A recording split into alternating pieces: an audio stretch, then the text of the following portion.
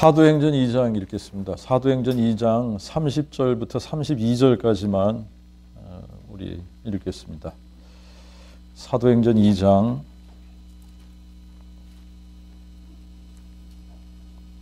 29절부터 읽죠. 29절부터.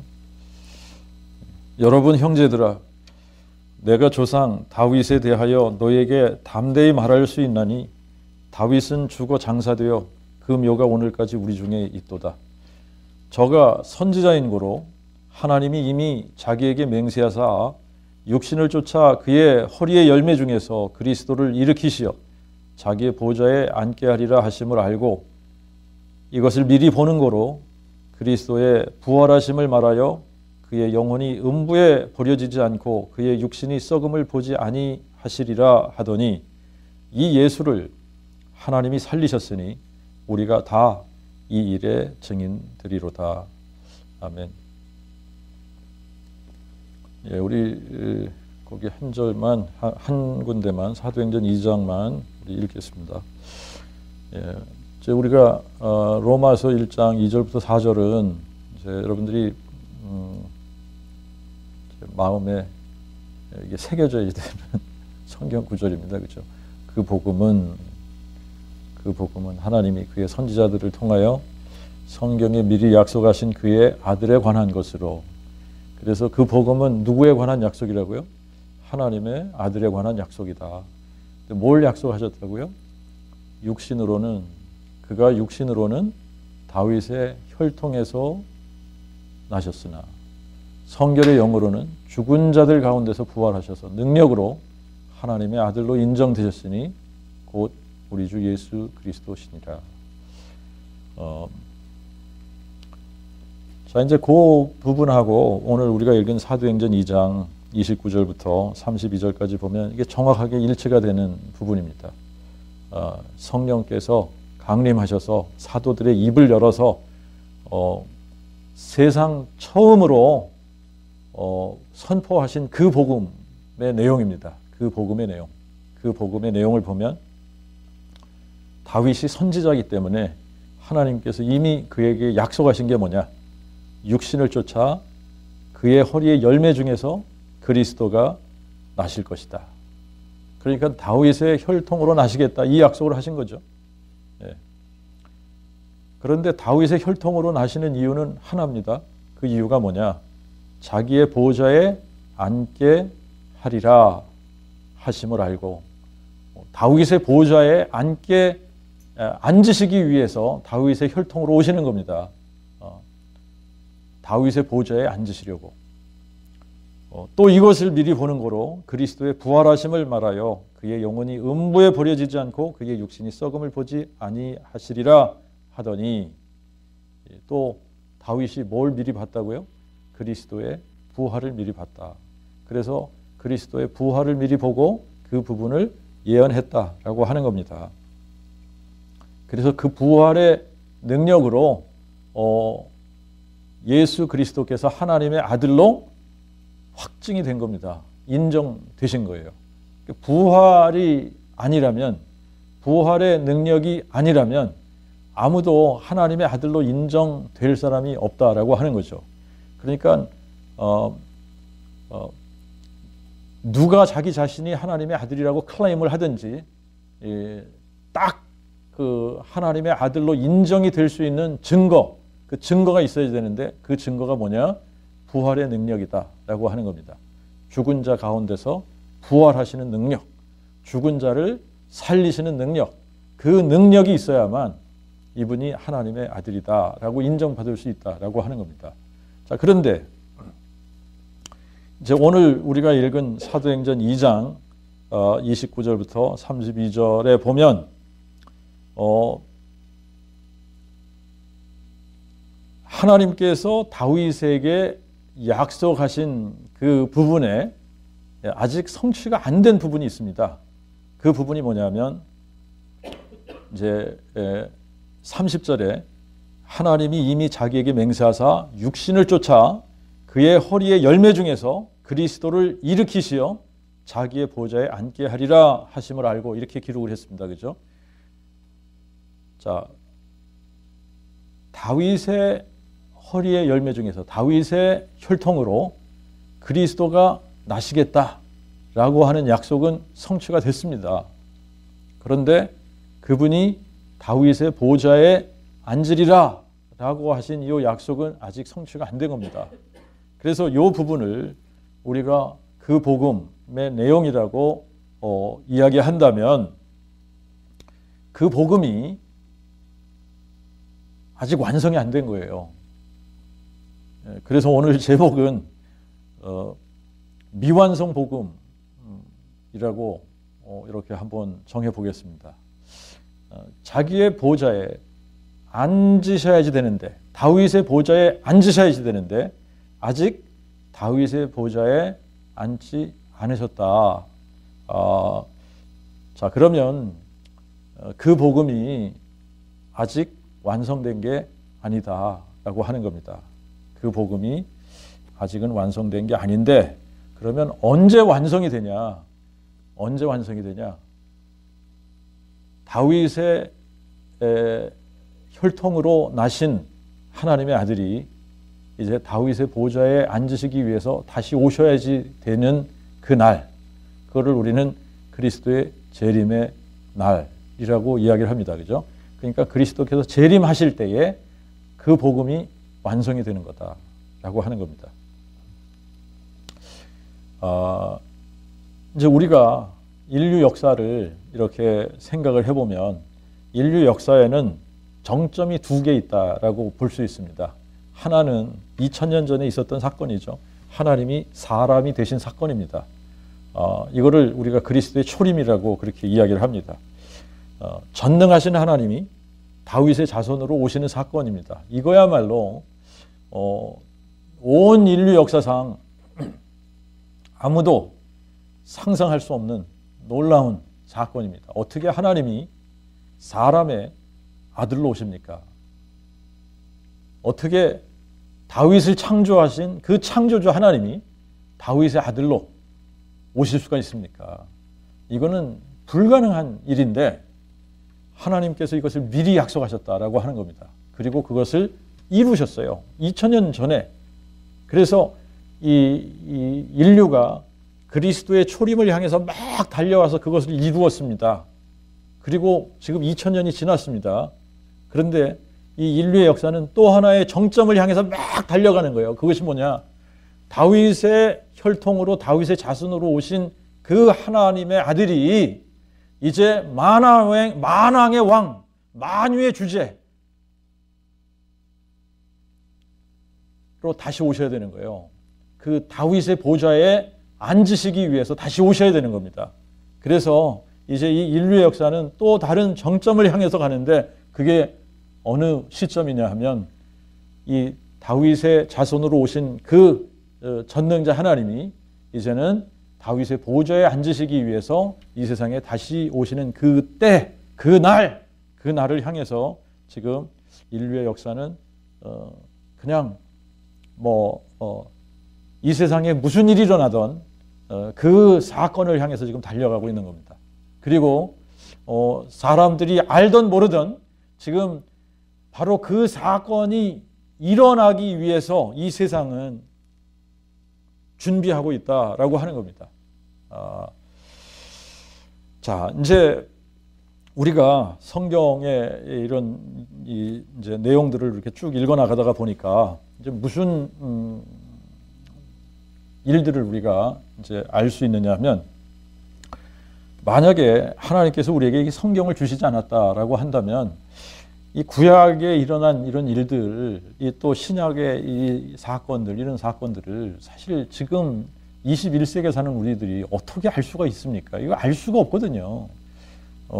그런데 하나님께서는 이 하나님의 약속과 또 그 하나님의 계획을 미리 말씀을 해주시고, 그리고 그 하나님께서 약속하신 그 약속들이 이 역사 가운데서 어떻게 성취되었는지를 너무나 상세하게 우리에게 기록으로 남겨주셨습니다. 그래서 이제 이 구약 성경을 우리가 읽다가 보면은 하나님께서 뭘 준비하시느냐 하면, 이제 이 땅에 하나님이, 전능자 하나님이 이 사람의 아들로 오셔야지 되는 바로 그 일을 준비하시는 거예요. 그 일을 준비하시기 위해서 이제 이 창세기 기록을 보니까 하나님께서 누구를 택하시냐? 아브라함을 택하시는 겁니다. 아브라함을 택하시는 거예요. 이제 하나님께서 사람이 되시기 위해서 누군가 한 사람을 택해야지 되는데 그 인물이 바로 아브라함이다. 이제 아브라함이 되기 전에는 아브람이죠. 아브람인데 이제 이 아브라함을 택하시고 이 택하신 이유를 신명기 7장 7절에 하나님께서 유대인을 택하신 이스라엘 민족을 택하신 이유를 이렇게 기록하고 있습니다. 어떻게 기록했냐? 여호와께서 너희를 기뻐하시고 너희를 택하심은 이스라엘 민족을 이야기하는 겁니다. 하나님께서 이스라엘 민족 너희들을 기뻐하시고 너희들을 택한 이유는 너희가 다른 민족보다 수요가 많아서 택한 것이 아니다. 오히려 너희가 모든 민족 중에서 수요가 가장 적은 연곤이라 이렇게 말씀을 하셨습니다. 그러니까 이스라엘 민족을 택하신 것이 이스라엘이 강하고 잘나고 그래서 택하신 게 아니라 이스라엘이 이 세상 그 어떤 민족들 가운데서 가장 미약한 나라, 미약한 가장 숫자가 적은 민족이기 때문에 택하셨다라고 하는 겁니다.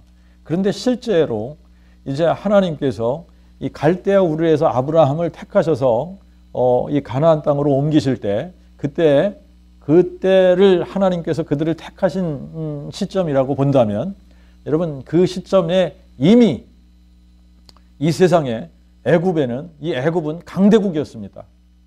애굽은 강대국이었죠. 이미 거기는 바로라고 하는 절대자가 있었죠. 그리고 이 가나안 땅에도 함의 자손들 중에 함의 아들 가나안의 자손들 7 족속들이 이 가나안 땅을 딱 자리 잡고 아주 강한 민족들로 그렇게 자리 잡고 있었습니다. 그런데 하나님께서 택하신 이 히브리 사람은 딱 둘이었습니다. 아브라함과 사레. 둘이에요. 둘을 택하신 겁니다. 그래서 아브라함과 사레가 가나안 땅에 왔을 때는 자기네들은 오직 둘밖에 없었습니다. 그리고 그 땅에는 가나안 땅에는 이미 많은 민족들이 강한 민족들로 딱 자리 잡고 그 땅에는 이미 왕들이 있고 체제가 잡혀져 있는 그런 민족들로 구성이 되어져 있었습니다. 그러니까 정말 가장 수요가 작은 민족을 하나님께서 택하셨다. 그러면서 이제 하나님께서 아브라함에게 약속하시는 게 있었어요. 그 약속 때문에 여러분 지금 이스라엘과 팔레스타인의 분쟁이 계속되는 겁니다. 그거를 우리는 지금 이제 28 분쟁, 이스라엘과 팔레스타인의 분쟁 이렇게 이야기를 합니다. 그죠? 그런데 여러분이 28 분쟁, 이스라엘과 팔레스타인의 이런 분쟁을 이렇게 우리가 이렇게 그 뉴스를 통해서 보면서 우리가 알아야지 되는 게 있어요. 알아야지 되는 게 뭐냐면 야, 이스라엘이 나쁘다. 어떻게 팔레스타인을 저렇게 할 수 있냐. 뭐 이런 이야기를 하기 전에 이 분쟁의 어떤 필연성을 인식을 해야지 된다라고 하는 겁니다. 이 분쟁의 필연성. 이 분쟁은 필연적인 거예요. 자, 이제 이거는 우리가 성경적으로밖에 이유를 찾을 수가 없는데 하나님께서 이스라엘이라고 하는 이 민족의 그 조상으로 가면 이게 아브라함과 사라입니다. 아브라함과 사라 이 두 사람에 의해서 이 히브리 민족이 형성이 된 거고 아브라함이 이삭을 낳고 이삭이 에서와 야곱을 낳았는데 에서는 에돔 족속이 되는 거고 야곱의 12 아들들을 통해 가지고 이스라엘이라고 하는 민족이 형성이 되는 거예요. 자, 그런데 하나님께서 이 아브라함을 갈대아 우르에서 불러내시면서 이 가나안 땅에 옮기시면서 무슨 약속을 해주셨느냐 하면 이런 약속을 하신 겁니다. 창세기 12장 7절입니다. 여호와께서 아브라함에게 나타나 이르시되 네 자손에게 내가 이 땅을 주리라 하신지라. 여호와 하나님이 아브라함에게 너의 자손에게, 네 자손에게 내가 이 땅을 주리라 약속하신 거예요. 그런데 이 약속이 한 번만 이렇게 나오는 게 아닙니다. 여러분들이 구약 성경을 읽다 보면 너무너무 많이 나오는 거예요.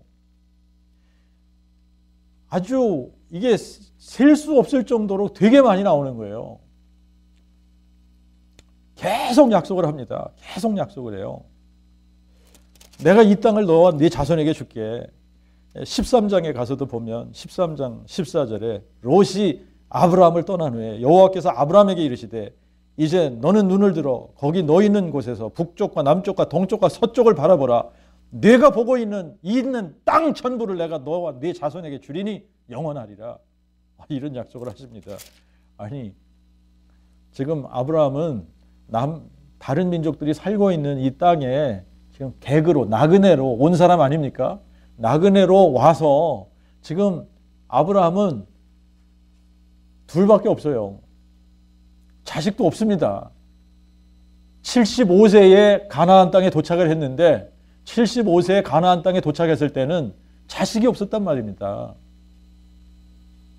그리고 너에게 자손을 줄게, 자식을 줄게, 씨를 줄게 계속 약속을 하셨는데 그 씨는 언제 하나님께서 주셨냐? 아브라함이 100세가 됐을 때. 그래서 이삭을 낳았는데 이삭을 낳았을 때 아브라함의 나이가 100세였었다. 100세에 낳았어요. 100세. 100살에. 자, 그런데 이제 이 아브라함이 자손이 아무도 없을 때 하나님께서 계속 이런 식으로 약속을 하시는 겁니다. 15장에 가서 보면 또 약속을 하세요.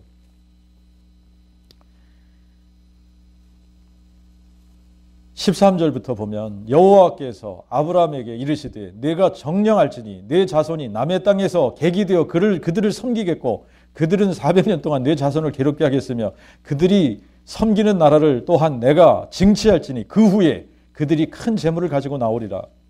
너는 장수하다가 평안히 조상에게로 돌아가 장사될 것이요 내 자손은 4대 만에 이 땅으로 돌아오리니 이는 아모리 족속의 죄악이 아직 차지 아니하였음이니라 하시더니 18절에 보니까 그날에 여호와께서 아브라함과 언약을 세워 이르시되, 자 이제는 말씀으로만 하시던 것을 구두로 언약을 주시던 것을 15장에서는 진짜 정식 언약, 계약을 체결하는 방식을 통해서 하나님께서 아브라함에게 계약을 맺으시는 겁니다. 언약을 맺으시는 거예요.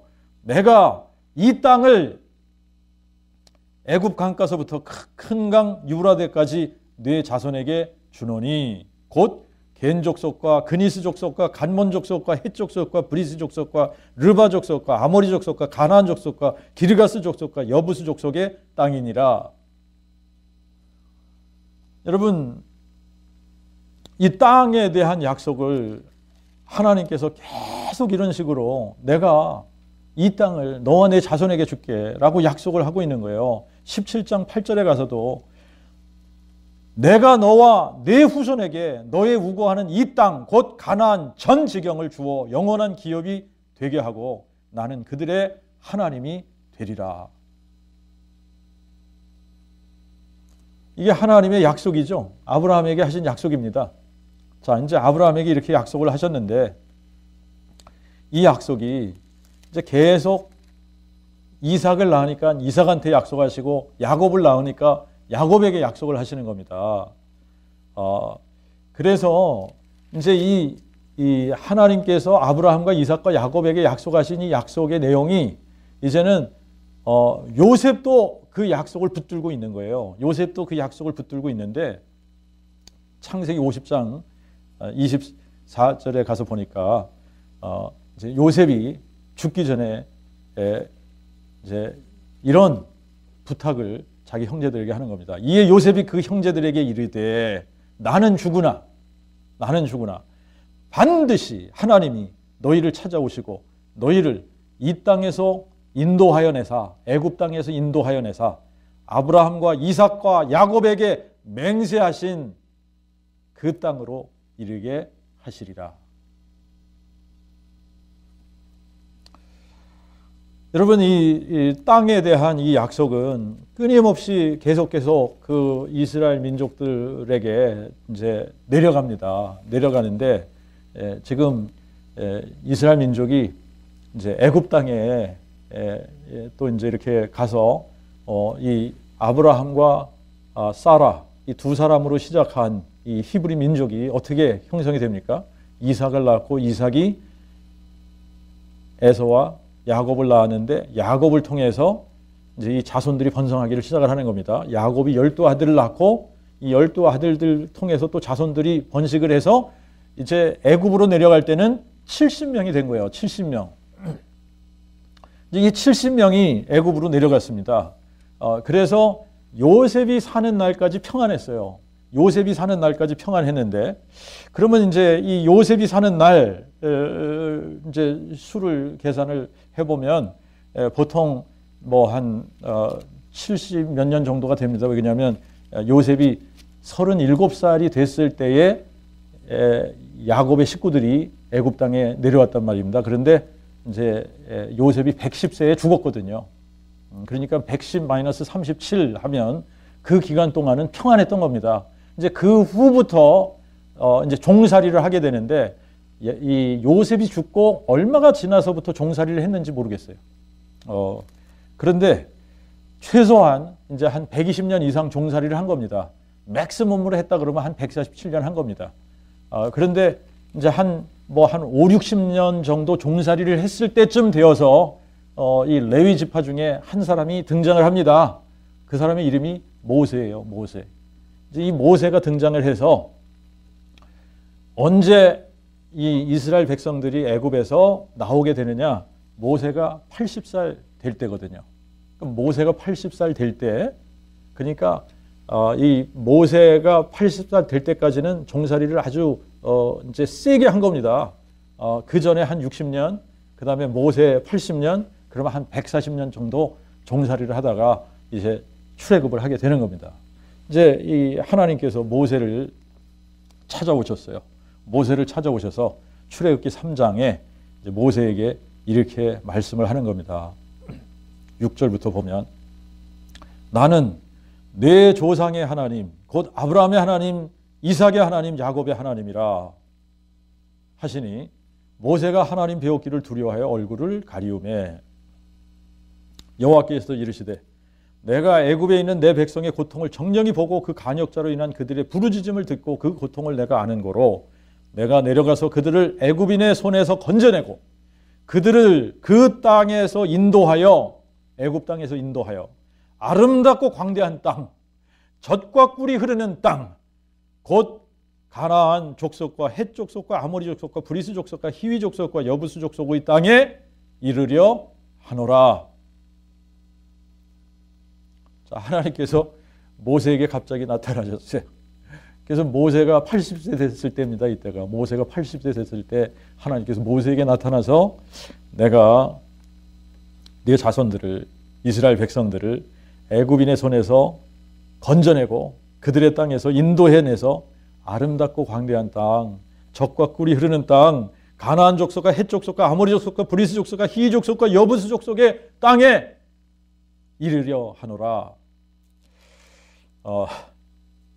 자, 이거를 이제 그 가나안 민족들의 입장에서 보면 이제 좀 황당한 부분이기도 합니다만, 그러나 이제 이 하나님의 계획하신 인류의 역사가 이 땅에 하나님이 사람이 돼서 오셔야 되는 그 정점을 놓고 역사가 달려가고 있는 그 시점에 그것을 이제 그냥 놔두면은 방해하고 그 일이 이루어지지 않도록 이제 이 어떤 그 사단의 어떤 그 이제 포스가 되어져서 이 역사가 이루어지지 않게 하는 그러한 백성들로 포진이 되어진, 그래서 그들이 이제 하나님 편에서는 이제 그들을 진멸하고 거기다가 이스라엘 백성들을 심어서 거기에서부터 이제 하나님께서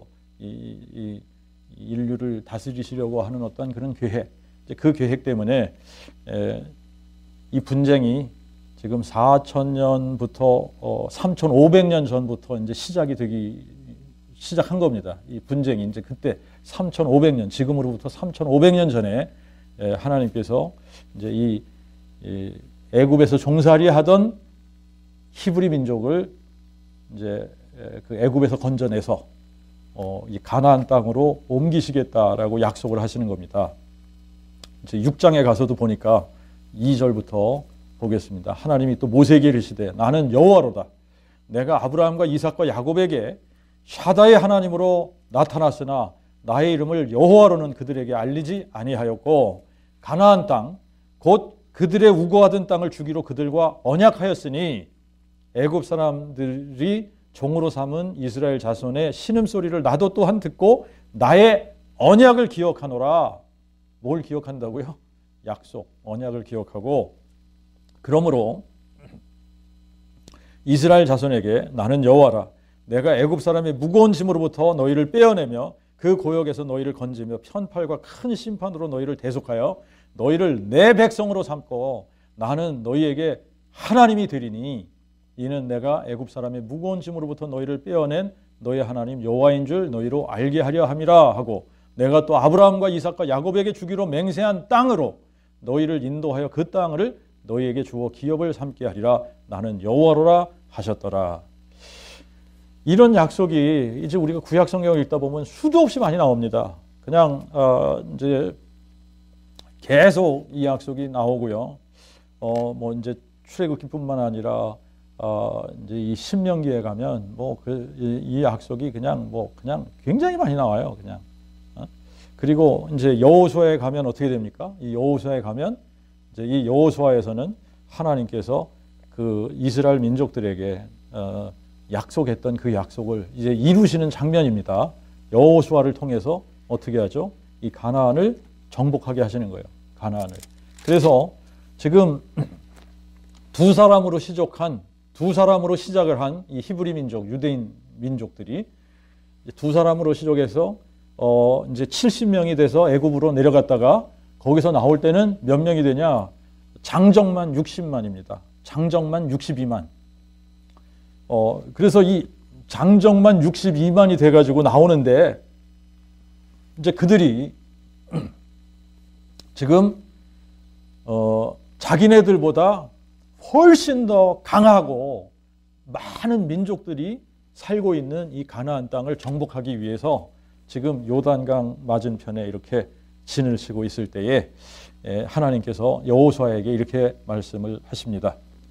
여호수아 1장 2절을 보시면 내 종 모세가 죽었으니 이제 너는 이 모든 백성과 함께 일어나 이 요단을 건너 내가 그들 곧 이스라엘 자손에게 주는 땅으로 가라. 그래서 이제 이 여호수아를 여러분들이 읽으시면 이 여호수아는 땅을 정복하고 분배하는 이런 일들을 기록한 겁니다. 가나안 땅을 정복하고 그리고 그 땅을 분배를 하죠. 지파별로 분배를 합니다. 이제 그래서 그때부터 시작되는 시대를 우리가 사사시대다 이렇게 이야기를 합니다. 다른 민족들은 다 왕들이 있는데 이제 이스라엘 민족만큼은 한 450년 동안 왕이 없었습니다. 왕이 없이 사사들이 있었습니다. 사사들이. 이제 그렇게 사사시대를 거쳐서 왕정시대를 맞게 됩니다. 그래서 그 왕정시대 510년 정도를 지나가죠. 510년 정도를 지나가고 이제 이 왕정시대를 바벨론이 예루살렘을 이제 공격하고 파괴하는 것으로 이제 예루살렘이 멸망을 당하면서 이 유대 민족들이 전부 어디로 끌려가느냐? 바벨론으로 포로로 끌려갑니다. 그래서 70년을 포로 생활을 하다가 귀환을 하게 돼요. 그래서 이제 귀환을 하고 나서 또 한 한 400~500년 또 이렇게 그 땅에 머물게 됩니다. 그래서 이 가나안 땅을 정복해서 뭐 사사시대, 왕정시대, 그 다음에 이제 포로로 70년 갔다가 다시 돌아와서 포로 귀환 시대를 거치면서 이스라엘 민족이 그 팔레스타인이라고 하는 이 땅을 지배하고 있었던 그 기간이 1500년 지배하고 있었던 겁니다. 1500년쯤 되었을 때 누가 오셨냐? 하나님이 사람이 돼서 이 땅에 오신 거예요. 하나님이 사람이 돼서 이 땅에 오시겠다. 다윗의 혈통으로 오시겠다라고 약속하던 그 약속이 이루어진 겁니다. 이루어진 거예요. 만약에 하나님이 사람이 돼서 오실 때 다윗의 혈통으로 오시겠다는 이 약속을 못 지키셨으면 어떻게 돼요? 인류는 영원히 누구의 손에 망하는 거죠? 마귀의 손에 망하는 거예요. 그죠? 이 죄의 문제가 해결이 안 되는 겁니다. 그래서 이 어둠의 권세 아래서 영원히 살아야지 되는. 그런데 이제 하나님은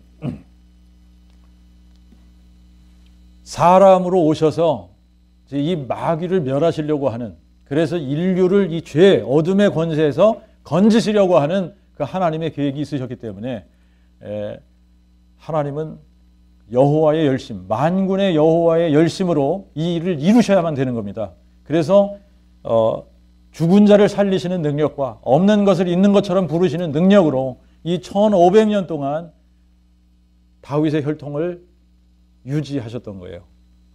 그런데 우리가 역사를 이렇게 이 성경 역사를 통해서 보면 이 마귀는 이런 이방 민족들을 통해서 이 유대 민족을 멸절하려고 하는 그런 노력들을 여러 번 시도를 합니다.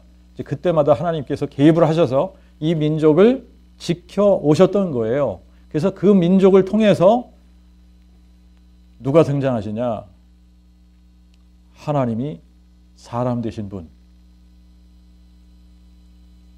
전능하신 하나님이, 영존하시는 아버지가 한 아기로, 한 아들로 이 땅에 오시는데 그분이 예수 그리스도시다. 그분이 이 땅에 오시기 위해서는 유대 민족이 그대로 유지되면서 내려왔어야지 되고, 그 유대 민족들 중에서 꼭 존재하고 있어야지 되는 혈통이 누구냐? 다윗의 혈통이에요. 다윗의 자손들입니다. 그리고 그들이 지금 이 팔레스타인 땅에 하나님께서 너와 내 자손에게 이 땅을 주리라고 약속을 하셨는데 그 땅에 머물고 있었어야지 되는 겁니다. 자, 그래서 이제 이 첫 번째 하나님이 사람 돼서 오시는 사건이 이렇게 이루어지는데 하나님께서는 이 민족들에게 특별한 약속을 해주시고 그 다음에 이제 이 율법이라고 하는 것을 허락을 하십니다. 그래서 이 율법 체계 속에서 하나님께서 어떠한 약속을 해주시느냐 하면, 너희가 내 법을 따라서 잘 순종하면서 따라오면 나가도 복을 받고 들어와도 복을 받고 그냥 뭘 해도 내가 복을 주고 이방 민족들이 너희들을 침략하지 못하게 지켜줄 것이고 이런 약속들을 해주십니다. 그런데 만약에 너희들이 내 법을 따르지 않고 이방 민족을 따라간다. 그래서 우상들을 섬기고 이 하나님의 율법들을 파괴하고 어기고 안식일을 지키지 않고 하나님을 대적하고 하면 내가 너희들에게 특별한 벌을 내리리라. 이제 그러면서 하나님께서는 이제 이 이스라엘 민족들에게 아주 특별한 이제 약속을 해주시는데, 이제 그 부분을 제가 잠깐 읽어드릴게요. 이제 레위기 26장입니다. 이제 레위기 26장에 보면 어떤 식으로 하나님께서 말씀을 하시냐면, 너희가 내 규례를 행하며 내 계명을 지키고 그것들만 준행하면 이런 축복들을 너희들에게 해줄게. 그런데 이제 14절부터 보면 그러나 너희가 내게 청종치 아니하여 이 모든 명령을 준행치 아니하며 내 규례를 멸시하며 마음에 내 법도를 싫어하여 내 모든 계명을 준행치 아니하며 내 언약을 배반할진대. 하나님께서 이제 어떠한 진노로 형벌하실 건지를 쭉 이렇게 말씀을 하시는데 너희에게 놀라운 재앙을 내려 폐병과 열병으로 눈이 어둡고 생명이 쇠약하게 할 것이요 너희가 씨를 뿌려도 헛되리니 너희의 원수가 그것을 먹을 것임이며 내가 너희를 치리니 너희가 너희 대적에게 패할 것이요 너희를 미워하는 자가 너희를 다스릴 것이며 너희는 쫓는 자가 없어도 도망하리라. 그렇게 해도 돌아오지 않으면 7배나 더 징벌을 할지니라. 이런 말씀을요 이제 7배나 더 징벌을 더해서 벌을 주는데 그래도 너희들이 돌아오지 않아? 그러면 내가 7배나 더 재앙을 내릴 것이다.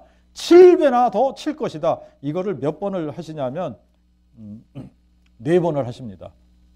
그렇게 안 돌아와? 그러면 내가 7배나 형벌을 더 할 거야. 7배나 형벌을 더 했는데 그래도 안 돌아와? 그럼 거기다가 7배나 더 내가 형벌을 더 할 거야. 이렇게 4번을 더 하신단 말입니다. 그리고 끝으로 마지막으로 그래도 안 돌아와. 그러면 33절에 뭐라 그러냐면 내가 너희를 열방 중에 흩을 것이요 내가 칼을 빼어 너희를 따르게 하리니 너희 땅이 버려지고 너희의 성읍이 황폐케 되리라. 이거를 이제 신명기 28장에 가서 보면 64절에 똑같은 말씀을 해 주시는 거예요. 이스라엘 백성들이 계속 이제 하나님의 징벌을 형벌을 받으면서도 돌아오지 않으면 그 형벌을 7배나 더 하시고 그래도 안 돌아오면 또 7배나 더 하시고 그렇게 계속해도 안 돌아오니까 하나님께서 끝에 어떻게 하시냐 이 민족을 다 흩으시는 겁니다. 열방 중에 흩으시는 겁니다. 그런데 이게 이제 역사 속에 이루어졌습니다. 이 역사 속에서 이루어져서 이스라엘 민족들이 1500년 이제 한 1000년 이스라엘 민족이 이 가나안 땅을 지배하면서 살았습니다. 그런데 말을 안 들었어요. 이제 바벨론의 포로로 끌려갔습니다. 다시 돌아왔습니다. 그래도 말뿐이에요. 입술만 살아서 하나님을 섬기는 것 같아요. 마음은 멀었습니다.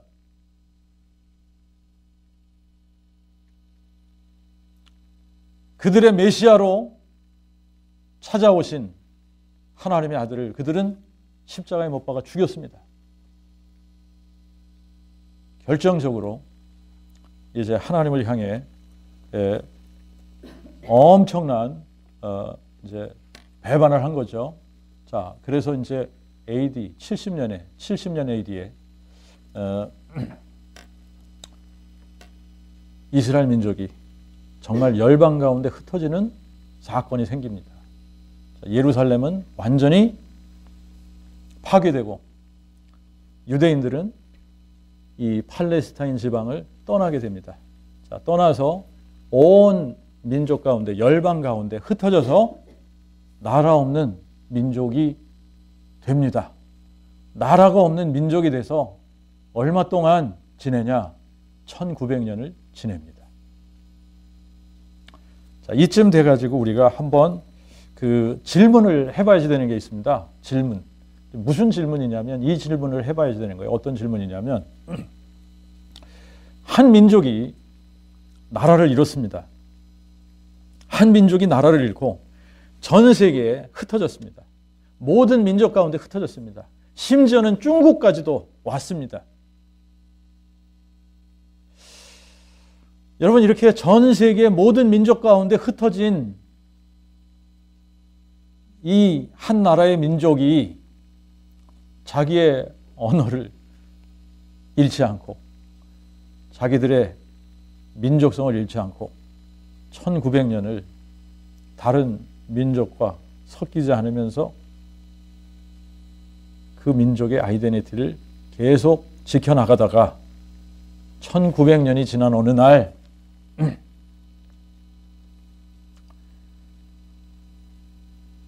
2000년 전에 자기의 조상들이 살았던 그 땅에 그 민족들이 모여들기 시작을 해서 나라를 회복할 수 있는 확률이 얼마나 될까라고 하는 거예요.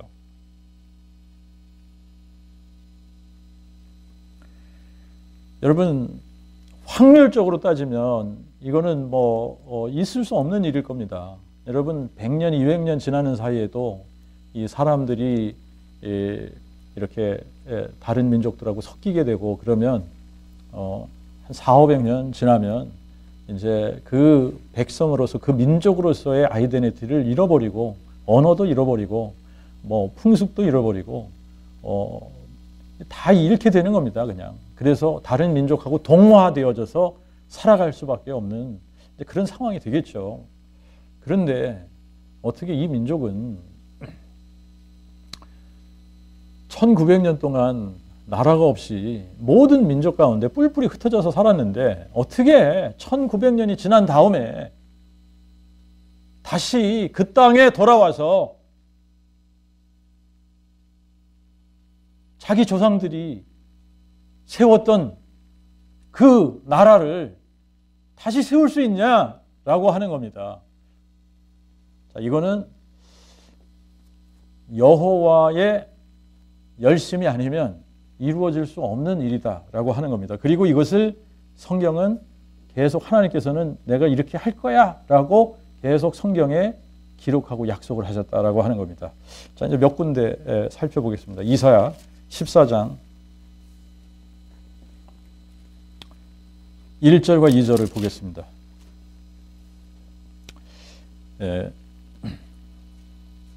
여호와께서 야곱을 긍휼히 여기시며 이스라엘을 다시 택하여 그들의 옛 땅에 두시리니 나그네가 된 자가 야곱 족속에 가입되어 그들과 연합할 것이며 민족들이 그들을 데리고 그들의 본토에 돌아오리니 이스라엘 족속이 여호와의 땅에서 그들을 얻어 노비를 삼겠고 전에 자기를 사로잡던 자를 사로잡고 자기를 압제하던 자를 주관하리라. 에스겔서를 가서 보겠습니다. 에스겔서 28장을 보겠습니다.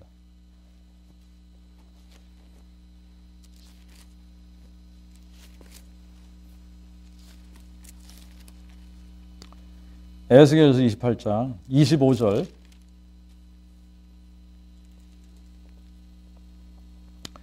대주제 여호와가 이같이 말하노라. 내가 열국에 흩어져 있는 이스라엘 족속을 모으고 그들로 인하여 열국의 목전에서 내 거룩함을 나타낼 때에 그들이 본토 곧 내 종 야곱에게 준 땅에 거할지라.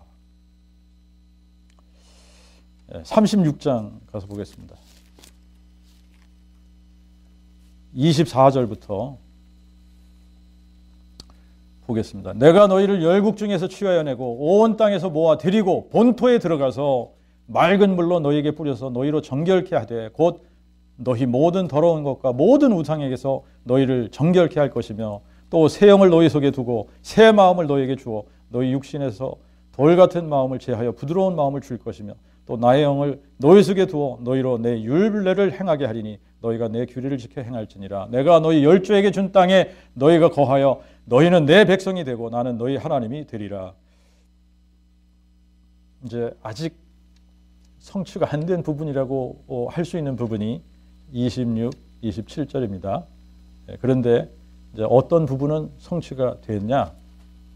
내가 너희를 열국 중에서 취하여 내고 온 땅에서 모아 데리고 본토에 돌아가서 이거는 지금 이루어진 상태입니다. 그죠? 37장 보시면 14절과 21절 보겠습니다. 내가 또 나의 영을 너희 속에 두어 너희로 살게 하고 내가 또 너희를 너희 본토에 거하게 하리니 나 여호와가 이 일을 말하고 이른 줄을 너희가 알리라. 나 대주제 여호와의 말이니라. 21절에 또 그들에게 일러 대주제 여호와의 말씀에 내가 이스라엘 자손을 그 간바 열국에서 취하여 그 사면에서 모아서 그 본토로 돌아오게 하고. 자, 이제 이 약속들이 이제 구약 성경에 보면 계속됩니다.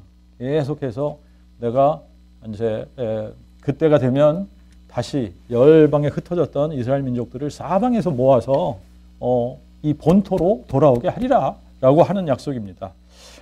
그래서 이제 이 이스라엘과 팔레스타인의 이 분쟁이 언제부터 시작이 된 겁니까?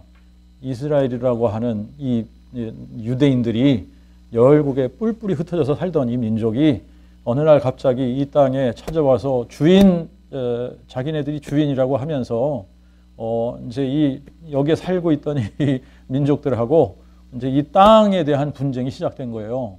그 땅에 대한 분쟁. 그래서 그게 지금 이제 점점 더 심각해져 가고 있습니다. 이제 심각해져 가고 있는데 하나님께서 언제까지 그 분쟁이 계속될지에 대해서 이렇게 말씀해 주고 있습니다. 누가복음 21장 24절입니다.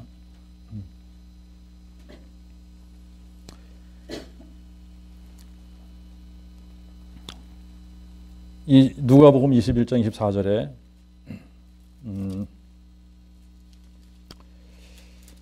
중간부터 읽겠습니다. 예루살렘은 이방인의 때가 찰 때까지 이방인들에게 밟히리라. 자, 이제 여러분, 예루살렘이라고 하는 이 도시는 굉장히 이제 하나님 편에서 중요한 아주 도시입니다. 여기에 하나님이 거하실 그 처소를 예비하신 그 장소인데, 여기가 계속 이방인의 때가 찰 때까지 이방인들에게 밟히리라라고 하는 겁니다. 그럼 이방인의 때가 언제 시작이 됐냐? 586년 BC에 느부갓네살이 예루살렘을 함락하고 예루살렘을 이제 파괴하면서부터 시작이 된 겁니다. 그때부터 시작해서 이 예루살렘은 유대인들이 다시 돌아왔지만 그래도 그 나라를 통치하고 다스리는 민족이 자기네들이 아니에요. 계속 이방 민족들이 통치하고 다스린 겁니다. 그거를 언제까지 하고 있습니까? 여러분, 지금 이스라엘이 예루살렘을 탈환을 했습니다. 1967년에 6.1 전쟁을 하면서. 그런데도 불구하고 지금까지 여기는 이스라엘 민족이 예루살렘을 통치하지 못하는 실정이에요. 자, 그런데 이제 그 복음이 완성되기 위해서는, 자, 이제 그 복음이 완성이 되려면 어떻게 해야 된다고요? 다윗의 혈통으로 오신 그 하나님의 아들이 다윗의 보좌에 앉으셔야 되는데, 그래야지 이제 그 복음이 완성이 되는 겁니다. 그런데 다윗의 혈통으로는 오셨지만 다윗의 보좌에 앉으신 게 아니란 말입니다. 여러분, 다윗의 보좌에 앉으시기 위해서는 예비되어져 있어야 되는 게 있다고 그랬죠? 유대인들이 다시 그 본토에 돌아와서 이스라엘이라고 하는 나라를 다시 회복해야지만 됩니다. 그리고 또 뭘 회복해야 된다고 그랬어요? 예루살렘을 회복해야 되는 거예요. 예루살렘을 회복해야 돼요. 그리고 거기에 뭐가 또 세워져야 됩니까? 성전이 세워져야 돼요. 자, 이제 이런 일들이 사람의 눈으로는 불가능해 보이는 일들인데 그 복음이 완성된 게 아니라니까요. 미완성입니다. 그 복음이 미완성이기 때문에 완성이 돼야지 되는 거예요. 근데 언제 완성이 되냐? 다윗의 자손이 다시 오셔야 되는 거예요. 다시 오셔서 어디에 앉으셔야 된다? 다윗의 보좌에 앉으셔야 된다. 그날 이루어지는 겁니다. 그날 그 복음이 완성이 되는 거예요. 그 일이 이루어지기 위해서 여러분, 이스라엘 민족은 다시 본토로 모여야지 되는 것이었고, 예루살렘은 다시 그들에게 회복되어져서 이스라엘의 수도가 되어져야지 되는 거고, 이제 곧 거기에 또 뭐가 세워져야 되죠? 성전이 세워져야 되는 거예요. 근데 이런 것들이 불가능해 보이는 건데, 이거를 이사야 9장 7절에 이렇게 표현을 했습니다. 만군의 여호와의 열심히 이를 이루리라. 만군의 여호와의 열심이 뭡니까? 죽은 자를 살리는 하나님의 능력이에요. 없는 것을 있는 것처럼 부르는 하나님의 능력이 이 일들을 이루시리라 라고 하는 겁니다. 자, 우리는 어쩌면 정말 그 복음이 완성되는 것을 어쩌면 눈앞에 사는 사람들인지 모릅니다. 정말 우리 생애에 이런 일들이 이루어진다면 우리는 2000년 전에 그 전능자 하나님이 사람이 돼서 이 땅에 오셨을 때에 살았던 그 세대에 그 영광을 보았던 그 사람들보다도 우리는 이 영화로운 몸으로 오시는 분을 보는 거 아닙니까? 영광의 왕, 만왕의 왕, 만유의 주제를 우리가 실제로 살아서 그분을 맞이하는 시대에 살아가는 사람들인지 모른다라고 하는 겁니다. 같이 기도하겠습니다.